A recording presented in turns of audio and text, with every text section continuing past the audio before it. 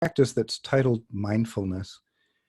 Mindfulness can be a lot of different things. Sort of in the modern vernacular, what mindfulness is in sort of the popular notion is a series of practices that primarily spring out of Buddhism. And but the Buddhists don't have copyright to it or anything. Mindfulness goes back farther than Buddhism goes, actually. Mindfulness, in fact, as best we know, was first established in the yoga world before Buddhism even existed. So in any event, these are practices that, with a modern spin, have come to be accessible for most people, especially those who quake in their boots at the mention of the word meditation. And not just accessible, but incredibly applicable, particularly in times like we're experiencing right now, where there's a lot of change, there's a lot of uncertainty.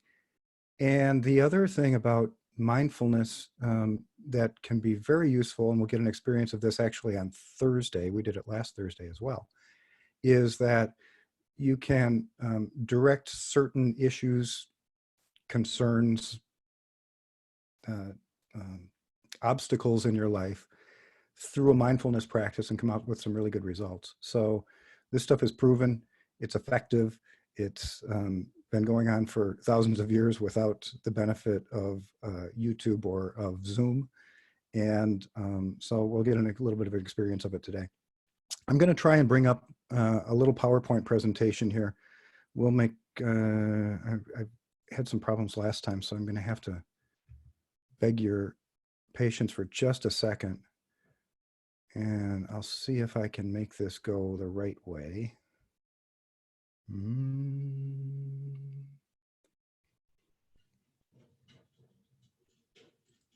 There, step one. So I'm going to share my screen, and this is going to have some stuff on it that you don't need to see, but I will quickly resolve that, I think. There. Okay. So there are sort of two themes for today. One is the one we'll talk about, which will take maybe 10 minutes or so, and then our practice will constitute the last 15 or maybe a little bit more minutes. So the topic for today is called autopilot. And this is a modern application of a term that comes from yoga called samskara, if you're interested. That's the Sanskrit word. So what autopilot represents is the way that we typically interact with the world, and in fact, the way that we typically deal with our own internal experience, which is to say we're creatures of habit. We talked about this a little bit last time.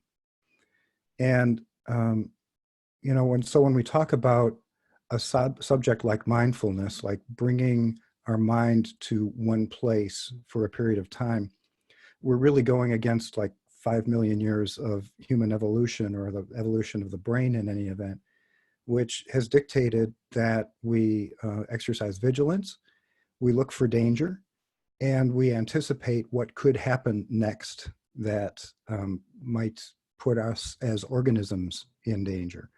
Does this sound familiar to you at all, given the current times?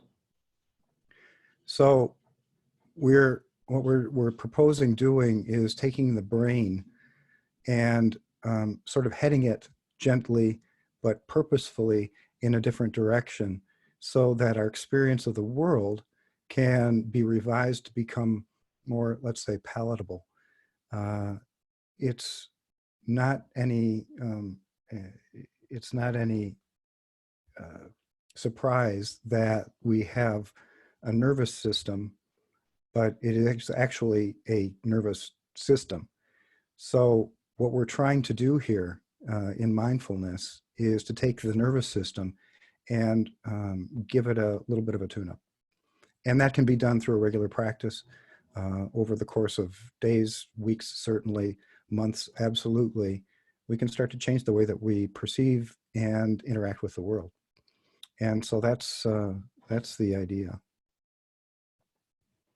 So for those of you who have been with me before for these sessions, you've already seen this. I'll run through it relatively quickly, but if this is fairly new to you, if mindfulness is something you've never experienced before, or If this particular brand is not something that you're familiar with, here are some quick definitions of mindfulness. There are lots of them. Mindfulness is intentional, so we're doing it on purpose. It's experiential. We're looking to find our experience of it rather than presupposing what that experience is going to be. It's non-judgmental. It includes what we call a window of tolerance. So this is having an experience without immediately coming to some conclusion about it, without saying, I'm not doing this right, without saying, this doesn't seem right to me, without saying, wow, I'm a really good meditator today. We're just there to have the experience, non-judgmentally, and to watch it. And from one of the purveyors, modern purveyors of this mindfulness practice, a guy named John Kabat-Zinn, mindfulness means paying attention in a particular way, on purpose, in the present moment, and non-judgmentally. So that comprises mindfulness. We talked about this last session on Thursday, and I'll just again run through it relatively quickly. There's just a huge body of evidence, something like 2,000 published studies at this point on the effects of meditation on the brain. And this is just one because it's kind of brings to the forefront how effective this stuff is. And an 8-week study was done of, I think it was 20 or 25 students for using a meditation practice of 20 to 30 minutes per day for 8 weeks. And as a result of that, they measured certain markers in the brain. There was a reduction in the size of the primitive brain, which is responsible for our fight, flight, fright response.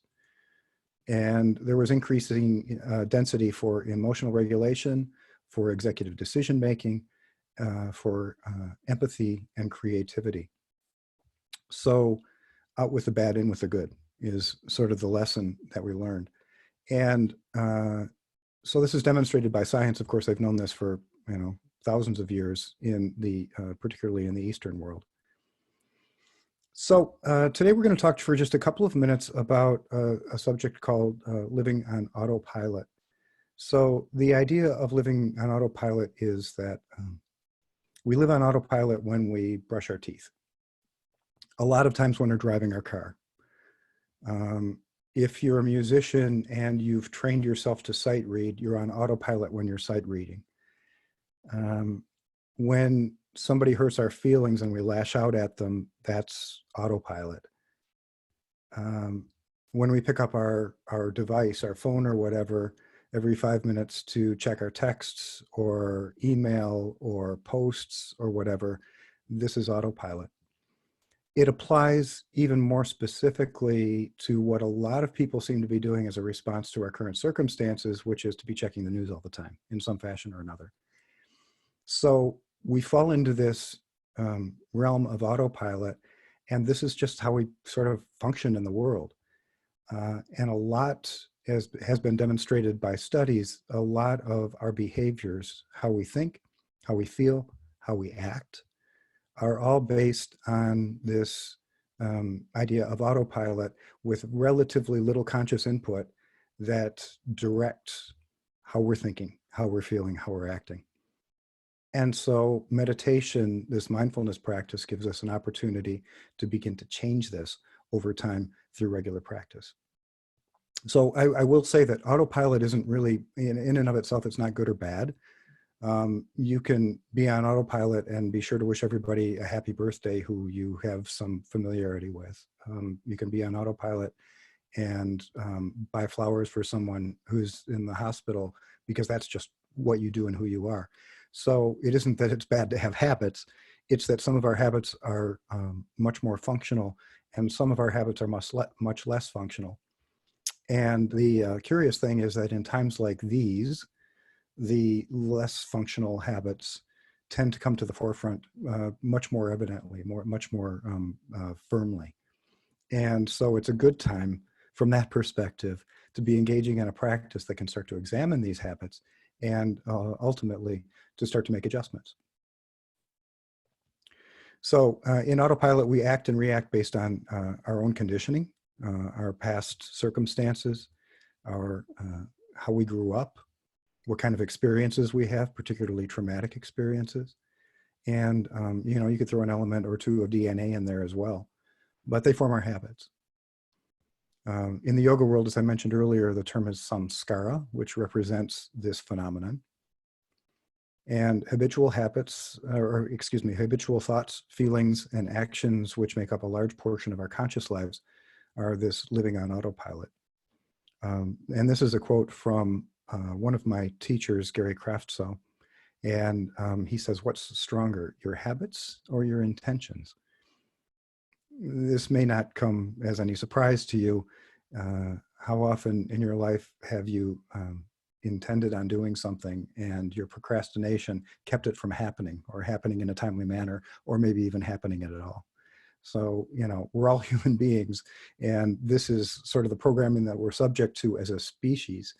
But fortunately, unlike lions or chimpanzees, we do have the ability to sort of reprogram ourselves. And that's what we'll be learning about today. So these are the anchors. Now, a quick word about anchors. Anchors are something that we use in meditation practice and mindfulness practice as a basis for starting the practice. So there are three that are offered in mindfulness that are sort of the primary ones. And they are to use sound, to use the breath, or to use sensation. Those are the three. And we'll be having experience in just a moment of that. And I'm going to turn this off and ask you, wherever you are, to find a comfortable space where you can sit upright.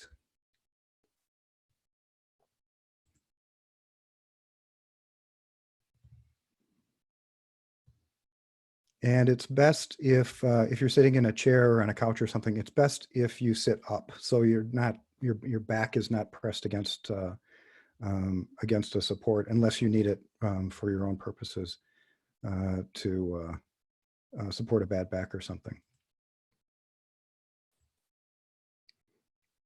All right, almost back to even.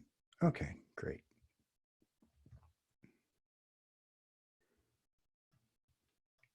All right, so as you get settled in, you know, feel like your posture is awake. Awake, but at ease. Go ahead and close your eyes. If your feet are on the floor, I would suggest putting both your feet firmly on the floor as opposed to crossed ankles or crossed legs.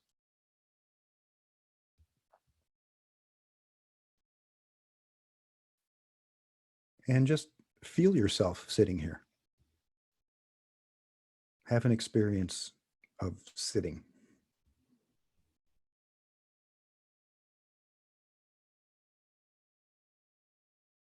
And let your senses be awake.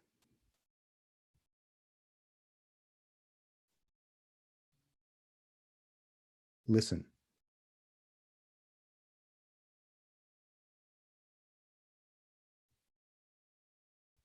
Feel your breath.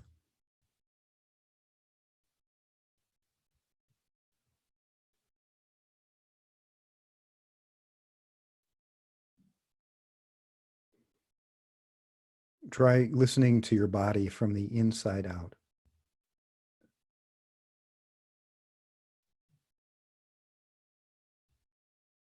You might feel your heartbeat, the action of the breath.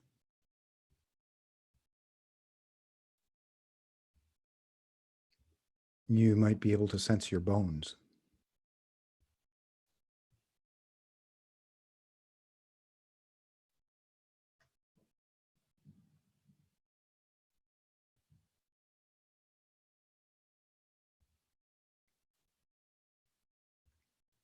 Now begin to scan through your body with awareness.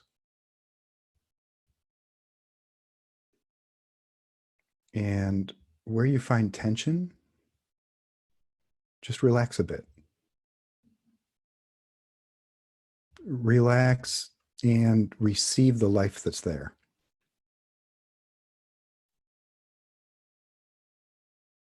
You might notice your shoulders or your jaw, your neck, or your forehead, your eyes.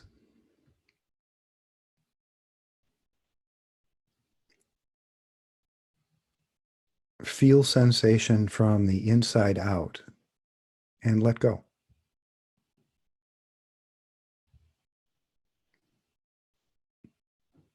You might imagine that any tension is turning from ice to water and from water to vapor.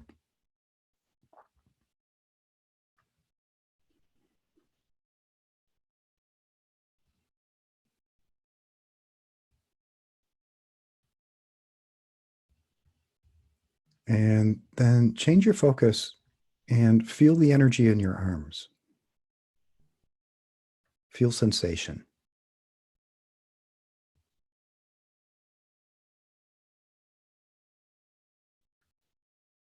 And then make an easy and effortless transition to bring awareness to your hands and fingers.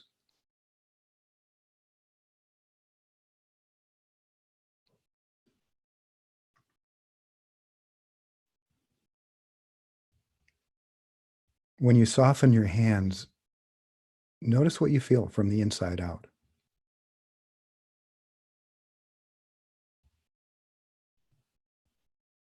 You might sense tingling or buzzing or vibration.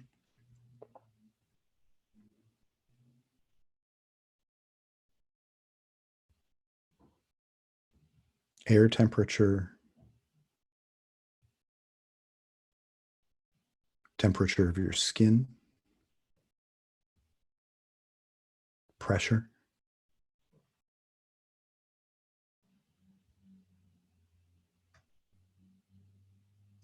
As you relax even more, can you notice whether you are receiving more aliveness, a more intimate sense of presence from your hands?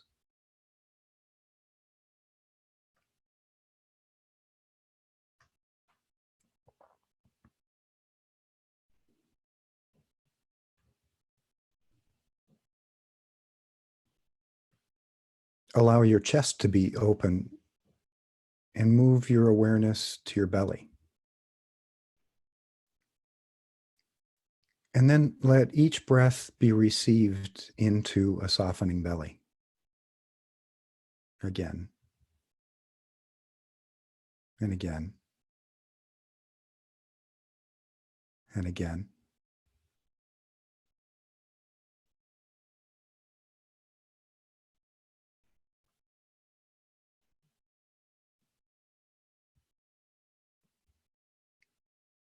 Find your awareness traveling to the contact that you have with a chair or a cushion or a floor, whatever you're sitting on.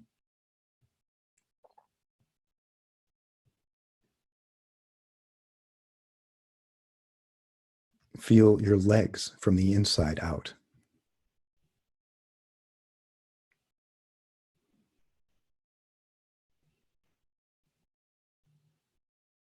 Hold your awareness in your feet. And again, receive sensations from the inside.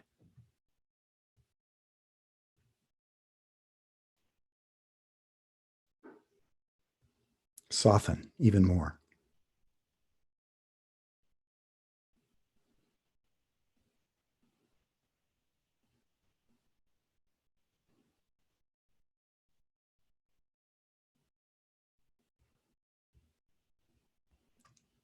Can you widen your attention to feel your body as a field of sensation, the whole body?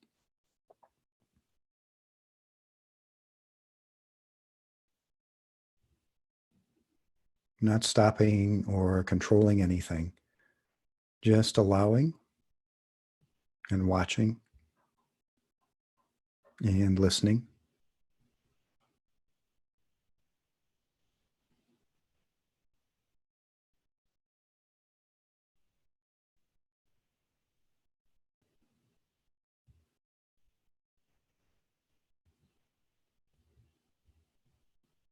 Receiving the breath, relax with the inflow, relax with the outflow.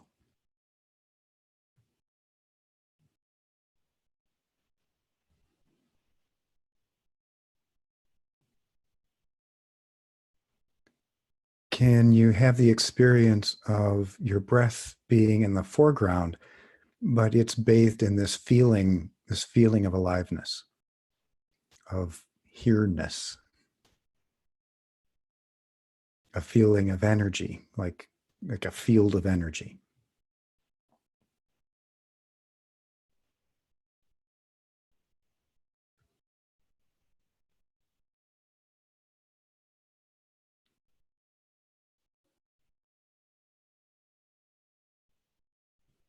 If you notice that your mind has drifted into thoughts, just simply direct your awareness back to the body. You might start again, the shoulders, the hands, the chest, the belly.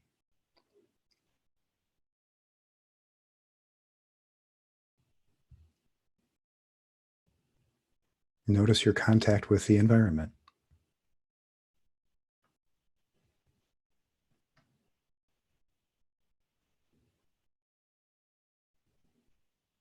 Continue to allow the breath to move within this field of awareness, this field of presence.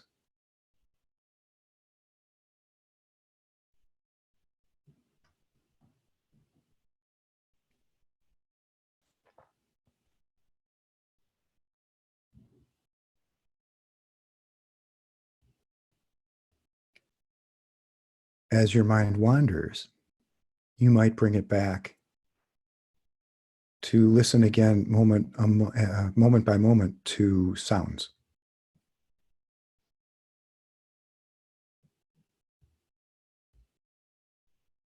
Notice the sounds you experience.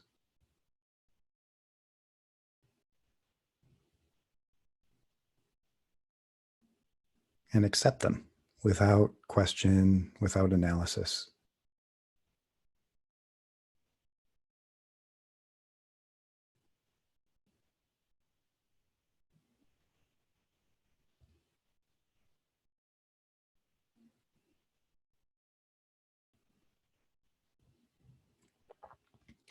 With that same receptivity, listen to and feel the sensations of the body.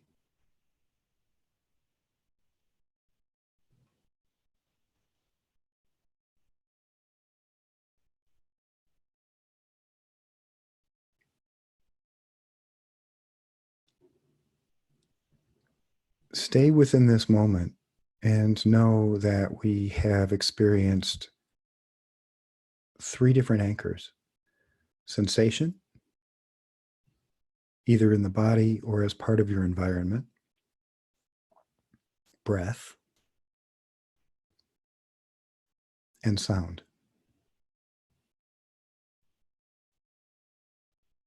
Perhaps one of these spoke most particularly to you, which is to say, was easiest to work with. If so, we'll spend just a couple of minutes in silence, using whichever anchor you choose, sound, sensation, or breath, as the foundation for practice. And as your mind wanders, and it will, just notice that and bring it back to rest in the anchor.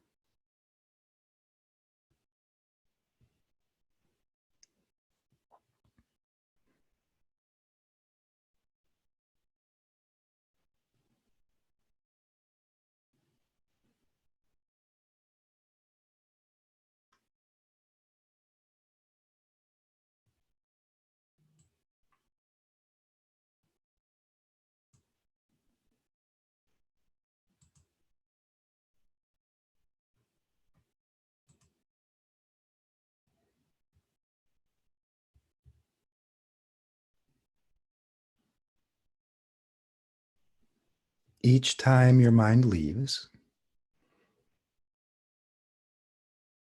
just gently direct it back. Find the anchor It may rest there for a beat, for a second, for a moment.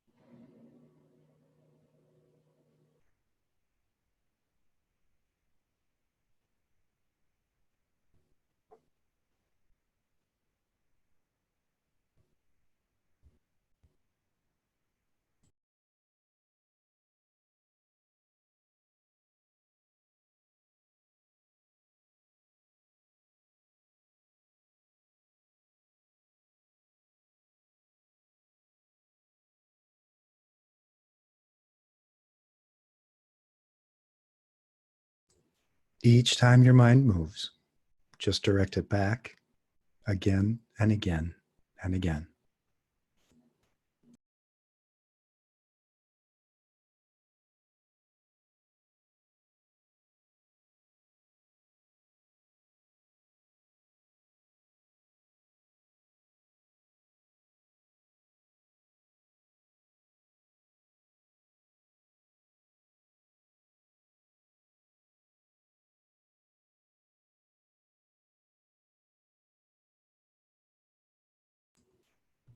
And then relax your effort. So some people, have a reasonably pleasant experience of this if you're relatively new to meditation. Some people, this is absolute agony. If it's absolutely agony, you join a big club of people. It's not uncommon, which is why we suggest that a beginning practice only has to be a few minutes.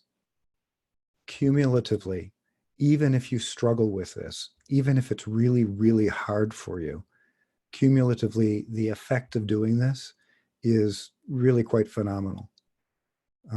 I often tell the story of when I started my own meditation practice, which was at a particularly poor period of my life. I think it was in 2001. And within a matter of weeks, uh, I would have credited meditation with saving my life. And I'm not sure that that was literal. I'm not sure I was necessarily suicidal, but I was very unhappy and very lost. So my encouragement is to give this stuff a chance, even if it doesn't feel like you're doing it right, or like it's not doing any good, or like you're never going to be any good at this because your mind moves too much. I've been teaching meditation for probably 6 or 7 years now, and I've heard about every excuse in the book, including I have ADHD and I can't focus for more than 5 seconds. And there's a myriad of reasons people say that they can't do it. But the fact is that if you're doing it, then you're doing it. So it's your decision.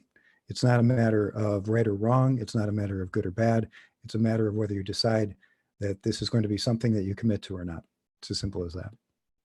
And I'd suggest committing to it. All right. So I have a couple of notes here, one of which is that this session will be available to you. Meg will be sending out an email sometime later today, presumably, with a link. That link is to a recording of the session, and you are more than welcome to view that. It'll be up for a week. So if this was helpful and beneficial and you want to try it again, you're more than willing, or more than welcome, rather, to do that. I'm going to give you a couple of resources. Let's see if I can share my screen again and make this work great. Maybe pushing my luck, but I'll give it a try.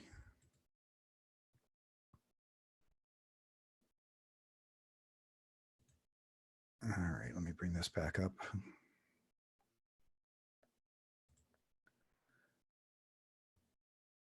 There we go.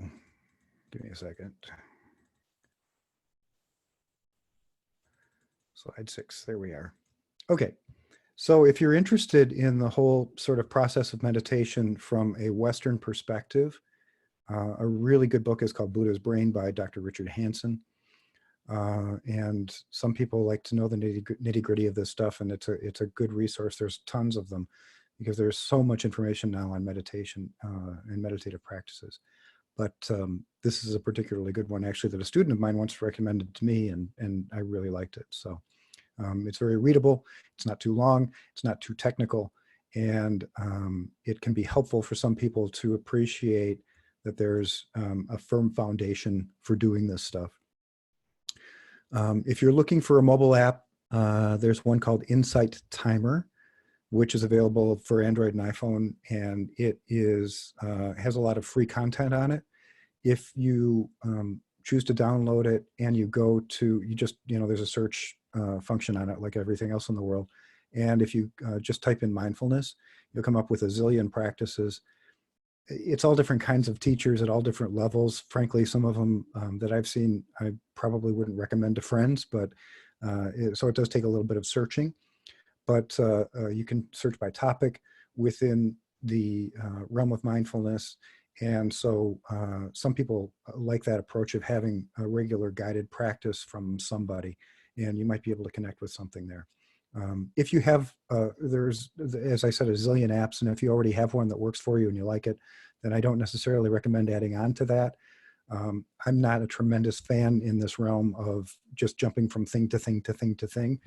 And I prefer settling on something for a while and letting it do its work on you rather than just, kind of jumping around for the next best thing or looking for the perfect thing or whatever the case might be. And then in the realm of shameless self-promotion, I have a YouTube channel called Steve White Yoga. And there is a recent installment there called 3 Easy Practices for Hard Times. These are not specifically mindfulness practices. In fact, they're breathing practices. If you've done yoga for a long time, you might be familiar with one or all of them. But the power of altering the way that you breathe in the interest of improving your condition is spectacular. The research is a little weak in the Western world, but the evidence comes from practitioners, including myself, who've done breathing practices for a long time and found tremendous results. So feel free to check that out if you want. And then I will also just promote one more thing, which is if you are interested in yoga from the standpoint of the deeper practices of yoga, and this is a system that's thousands of years old. It started as a meditative system essentially, and what we do in classes today is just one small aspect of a very, very large body of work. And on Tuesday nights at 7 o'clock, while we're doing it virtual, we are in the midst of discussing a text called the Yoga Sutras, which is one of the foundational texts of yoga. And you're going to join us midstream if you determine to do this. But I think you might get some value out of it if you are, sort of the heady type. You like the more intellectual approach to things, sort of understanding philosophical backings. And then we try and make a practical application of it. So we do a practice. So that's at 7 o'clock tonight and every Tuesday night, as long as we're under siege here. And it's from 7 to 8, about a half an hour of lecture, about a half an hour of practice, give or take. And we'd love you to join if that's something that appeals to you. Other than that, Yoga One offers a series. Oh, and I should say about the class tonight, like all of our classes, you sign up online in advance, please at least a half an hour advance, preferably more, because it is still a sort of manual process, and an email has to go out to each individual who signed up for the class with a link for the Zoom feed. So 30 minutes before is advised. And then we have classes every day of the week at Yoga One from a number of different teachers. And so if you need to get your yoga on and get on the mat, even if you don't have a mat at home, just make sure you don't have a slippery floor. And please take a look at our offerings there. Procedure is the same, to sign up at yogaonestudio.com. I think that's it. Oh, and then we will be here for the duration, 4:30 every Tuesday and Thursday, all free. You're welcome to join. Thank you for being here today. It was lovely to have those of you who I am familiar with a little or a lot join us. And I'm going to turn